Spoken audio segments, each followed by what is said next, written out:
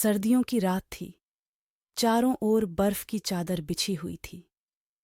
हिमाचल प्रदेश के एक छोटे से गांव में एक पुराना, भयावह महल खड़ा था। कहते हैं कि वहां रात में अजीबोगरीब आवाजें आती हैं। गांव वाले वहां जाने से कतराते थे, लेकिन आर्यन के मन में एक अलग ही जिज्ञासा थी। आर्यन एक नौजवान पत्रकार था, जिसने अजीब घटनाओं और रहस्यमयी कहानियों की खोज करने की कसम खा रखी थी। उसने कई जगहों पर जाकर रिपोर्टिंग की थी, पर इस महल की कहानी ने उसके भीतर एक अनजान डर और उत्साह भर दिया था। उसने तय किया कि वह इस महल के रहस्य को सुलझाएगा। एक ठंडी रात, आर्यन ने अपने कैमरे और टॉर्च के साथ महल की ओर कदम बढ़ाए। चारों ओर सन्नाटा था, बस उसके जूतों की बर्फ पर चरमराहट गूंज रही थी। महल के दरवाजे पर पहुंचते ही उसे एक ठंडी हवा का झोंका महसूस हुआ, मानो किसी ने उसके चेहरे पर बर्फ की चादर डाल दी हो। दरवाजा खुला हुआ था और भीतर एक अजीब सी ठंडक और डरावनी चुप्पी थी। आर्यन चौंक गया, पर उसने हिम्मत नहीं हारी। उसने कैमरा चालू किया और उस कैंडलस्टिक की ओर बढ़ा। तभी पीछे से एक भारी आवाज आई। कौन हो तुम? आर्यन ने मुड़कर देखा।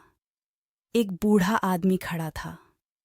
उसकी आंखें लाल हो रही थीं और चेहरे पर एक अजीब सी शांति थी। आर्यन ने हिम्मत जुटाकर पूछा, आप कौन हैं? बूढ़ा आदमी धीरे धीरे बोलने लगा, मैं इस महल का रखवाला हूं। वर्षों से यहां हूं, पर आज तक किसी ने यहां आने की हिम्मत नहीं की। तुम यहां क्यों आए हो? आर्यन ने सारा सच बता दिया। बूढ़ा आदमी हंस पड़ा।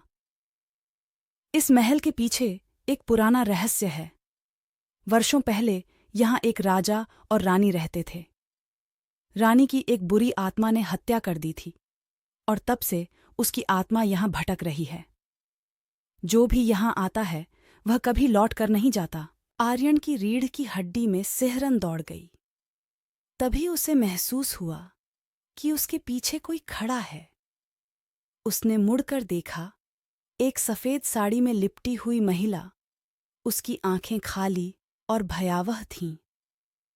आर्यन ने तुरंत भागने की कोशिश की, पर उसके पैर जैसे जम गए थे। महिला धीरे धीरे आर्यन की ओर बढ़ी और उसने एक ठंडी हंसी के साथ कहा, तुम यहां से कभी नहीं जा पाओगे। आर्यन ने अपने सारे साहस को जुटाकर एक जोरदार चीख मारी और वहां से भागने लगा। उसकी चीख सुनकर गांव वाले दौड़ते हुए महल की ओर आए। उन्होंने देखा कि आर्यन बर्फ में बेहोश पड़ा था, पर उसके चेहरे पर अजीब सी शांति थी। गांव वालों ने आर्यन को उठाया और उसके होश में आने का इंतजार करने लगे। जब वह होश में आया तो उसने बताया कि महल में उसे क्या-क्या अनुभव हुआ। गांव वालों ने फैसला किया कि वे उस महल को हमेशा के लिए बंद कर देंगे, ताकि कोई और उस भयावह रहस्य का शिकार न बने।